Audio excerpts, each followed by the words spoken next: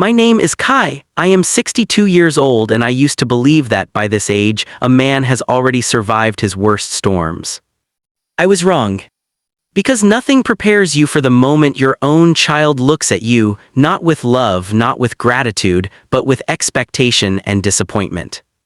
And nothing cuts deeper than hearing your daughter say, on the day she's supposed to begin her happiest chapter, "If you won't give us the beach house, then you don't belong at my wedding." That was the day my heart broke in public. The house that was never just a house. The beach house stood at the edge of the ocean like an old friend who had seen too much but never complained. Weathered wood, white shutters, a porch that groaned gently under your weight. I bought it when Alara was 8.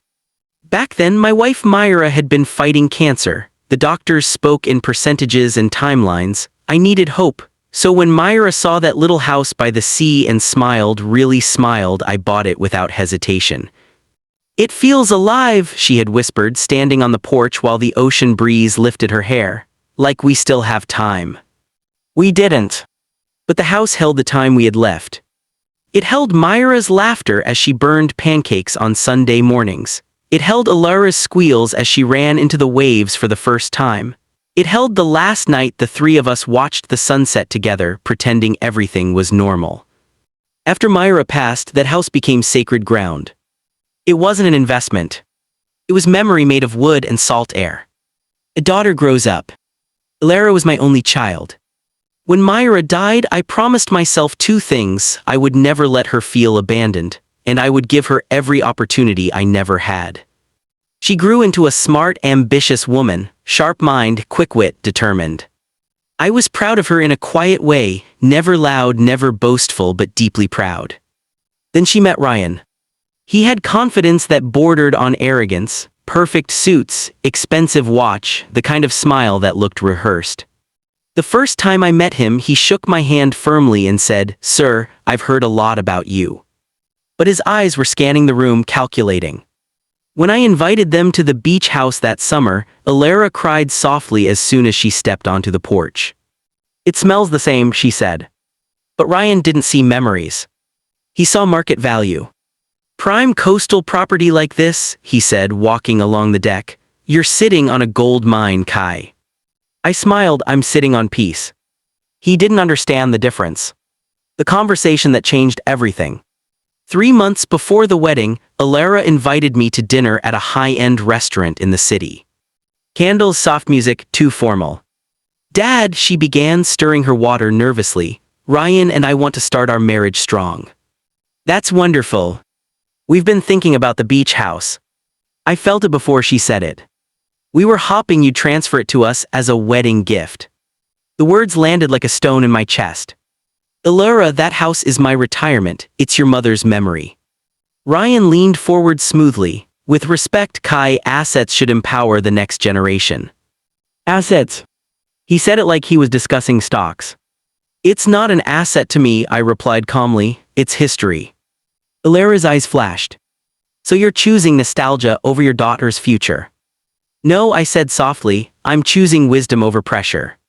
The silence that followed felt permanent. The wedding day. The wedding venue was breathtaking. White roses, crystal chandeliers, violin music drifting through warm air. Everyone was smiling. Except me. I wore the suit Myra once said made me look handsome in a stubborn way. In my pocket I carried her mother's pearl earrings for Alara, something old, something meaningful. When I entered the bridal suite, Alara looked radiant. For a moment, I saw my little girl again, the one who used to fall asleep on my shoulder during late-night movies. I handed her the velvet box. "These were your mother's favorite," I said. Her fingers trembled as she touched them. Then Ryan stepped forward.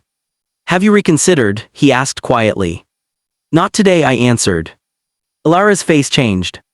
"If you can't support us fully," she said, her voice steady but cold, "then maybe you shouldn't walk me down the aisle." The room froze.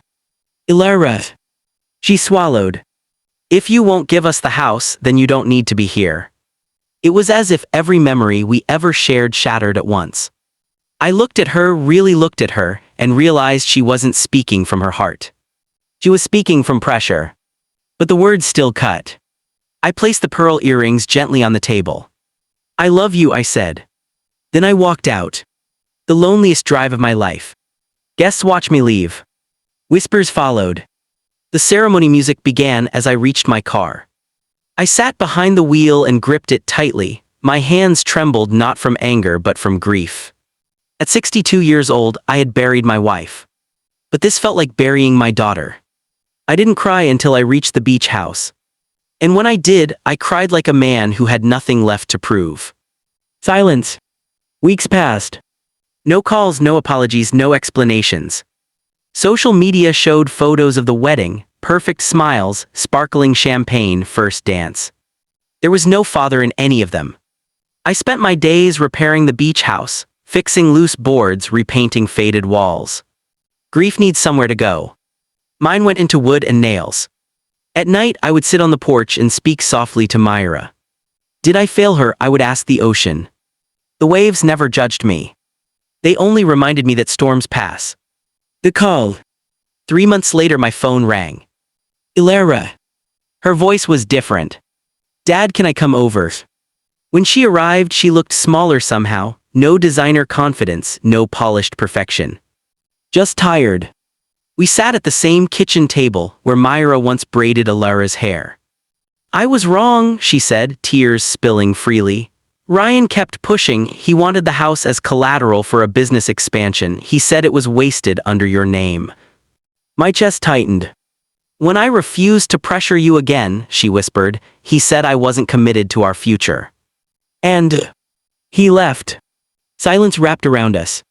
I thought you were being selfish, she said, but you were protecting yourself and me. That's when I cried again. Not from pain. From relief. Rebuilding. Healing wasn't dramatic. There were no grand speeches.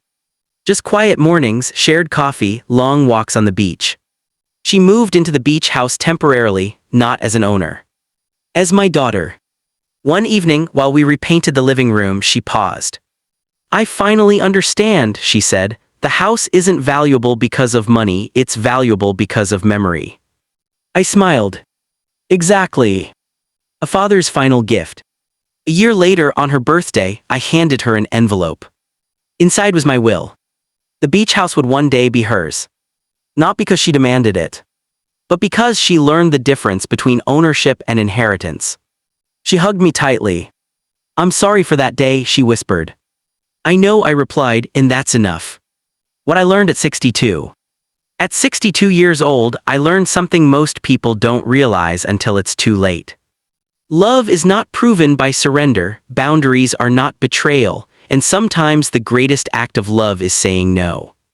If I had given her that house under pressure, I would have taught her that love equals transaction. Instead, I taught her that love equals patience, respect, and growth. Today, when we sit on the porch together and watch the sunset, she leans her head on my shoulder again, just like she did when she was little. The ocean still breathes. The house still stands. And so do we. Moral of the story. When love is tested by money, character is revealed. True family isn't built on property transfers or financial leverage. It's built on trust, wisdom, and the courage to protect what truly matters. Sometimes losing a moment saves a lifetime. I am Kai, I am 62 years old. And I learned that a father's greatest legacy isn't land by the sea. It's strength of heart.